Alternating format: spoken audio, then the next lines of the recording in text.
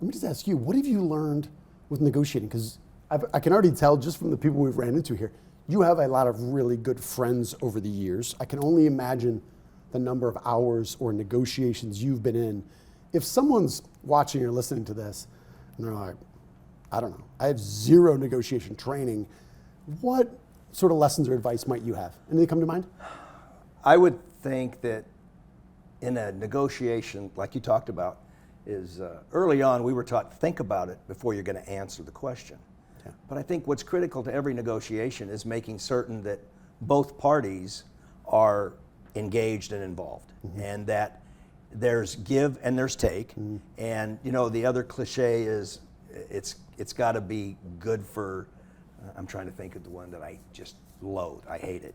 Win-win. Okay. You don't like the win-win? I don't know. Win-win just to me is like, come on. It's got to be. Why? Yes. Well, win-win. There's just something about win-win I don't know. It's got to be good for you and good for me. Yes. And that doesn't necessarily mean it's a win-win. Yes. Because there are wins that aren't necessarily good wins sometimes. Yes. And I like to think of it as more of a partnership. I go into it as a partnership, knowing that they're there to make money and your suppliers have to make money. Right. And if neither one is making enough, if it's no good for either one of you. Yeah. Because I can't be a good supplier if down deep I'm not making enough, and you can't be a good customer if I'm not doing my job. Yeah. So I think it's more of a, and I don't know, I'd like to come up with a better word than win-win, but it's... No, that resonates with me, and I love it when you're like, because I think people will hear this and never split the difference, or let's just split the difference.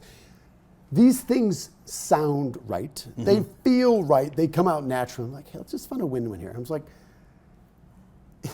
have you read Franklin Covey's book? Right, yes, like yes. the Seven Habits. Like, right, like we're really dealing with that. But the reality is there is often a very steep imbalance between the power of a buyer and the power of a seller. Correct. At the end of the day, is do we trust each other? Can we move forward? And is there enough that we both say, hey, dude, I'm somewhere between I'm excited to continue to work with you, or we're going to continue working for the near term and we're comfortable with that, right? That's what we're finding. But sometimes I agree with you. It's like, is it a win-win? I don't know. We went through the pandemic. The sellers had a lot more power. Was there a lot of win-win going on?